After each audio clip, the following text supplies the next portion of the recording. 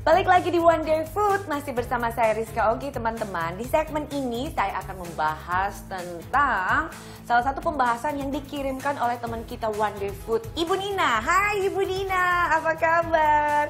Ibu Nina loh teman-teman, baru dari Semarang dan baik banget bawain oleh-oleh. Saya sudah dikirimin Ibu Nina bandeng presto. Bu, terima kasih ya, kirimannya udah nyampe. Enak loh ternyata bandeng presto. Tapi saya kaget banget loh, Ibu Nina membuat sebuah catatan dalam kiriman itu. Mbak Ogi, presto itu apa sih? Jadi pembahasan deh. Well, sebagai kadonya dan ucapan terima kasih saya akan membahas tentang presto. Jadi Bu Nina, presto itu dari hasil riset saya, itu adalah panci yang digunakan untuk memasak. Sedangkan teknik memasaknya disebut pressure cooking. Nah, untuk informasi detailnya, ini dia Ibu Nina. Press cooker atau alat masak dengan tekanan lebih dikenal dengan sebutan panci presto. Awalnya press cooker ditemukan oleh Denis Papin, seorang ahli fisika Prancis di tahun 1679. Tapi baru digunakan sebagai alat masak rumah tangga pada saat Perang Dunia Kedua. Kepopuleran sebagai alat masak selama Perang Dunia Kedua karena press cooker dapat memasak makanan lebih cepat, jadi bisa menghemat bahan bakar. Cara kerja press cooker adalah dengan memasak menggunakan wadah yang tertutup, yang sangat rapat untuk menghasilkan tekanan lebih tinggi dibandingkan dengan alat masak biasanya. Dengan suhu yang lebih tinggi, maka masakan lebih cepat matang.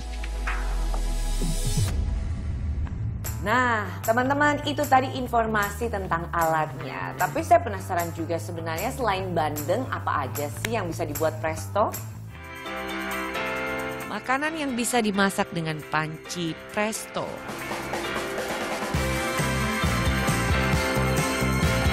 Aneka rebusan dan kari.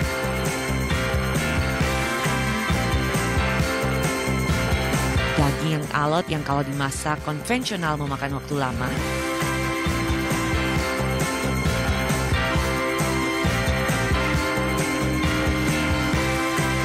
Kacang kering. Kentang dan wortel yang kalau dikukus biasa juga butuh waktu lama.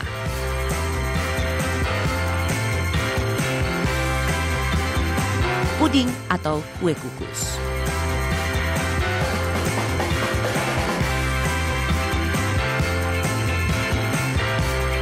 Ada fakta yang menarik nih teman-teman, katanya kalau kita memasak menggunakan panci presto itu lebih sehat, nutrisinya tuh lebih terjaga.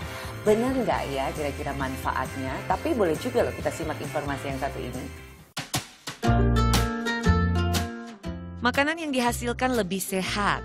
Panci presto bisa membunuh mikroorganisme seperti virus dan bakteri. Dan suhu panas yang ada di dalam panci bahkan bisa melunakkan duri ikan dan tulang ayam. Kandungan gizi dan rasa tetap terjaga. Panci presto memungkinkan kita memasak makanan dalam waktu yang lebih singkat dan pemakaian air. Panci presto akan mempertahankan kandungan gizi dan nutrisi maupun rasa makanan yang dimasak. Lebih efisien. Panci presto bisa masak makanan 70% lebih cepat dari masakan dengan konvensional. Lebih serbaguna juga karena alat ini difungsikan sebagai oven sampai steamer dan sebagai panci atau loyang. Dapur lebih dingin. Kalau dimasak dengan kompor dan panci biasa, hawa panas akan naik melalui panci lalu membumbung ke atas. Kalau pakai panci presto, panci ini mempertahankan panas tetap di dalamnya dan tidak bocor. Jadi tidak membuat dapur jadi panas. Nah, sekarang coba kita tanya ke expert ya, apa benar makanan bisa lebih sehat dengan cara di presto?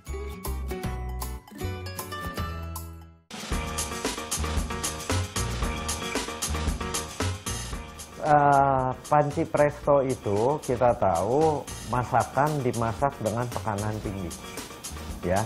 Nah, apakah zat gizinya itu akan lebih terjaga dibanding cara masak yang lain? Iya memang, karena kalau cara masak lain misalnya digoreng apa, itu kan dia terbuang, rusak. Jadi semua bahan makanan bila mengalami proses pengolahan dan pemasakan itu ada zat gizi yang terbuang. Sementara kalau presto dia hanya dipres dengan tekanan tinggi tapi di dalam tidak terbuka kan. Ya, jadi memang kerusakan dari zat gizinya lebih sedikit. Tapi kalau di presto dalam waktu yang panjang pun itu akan merusak si bahan makanan.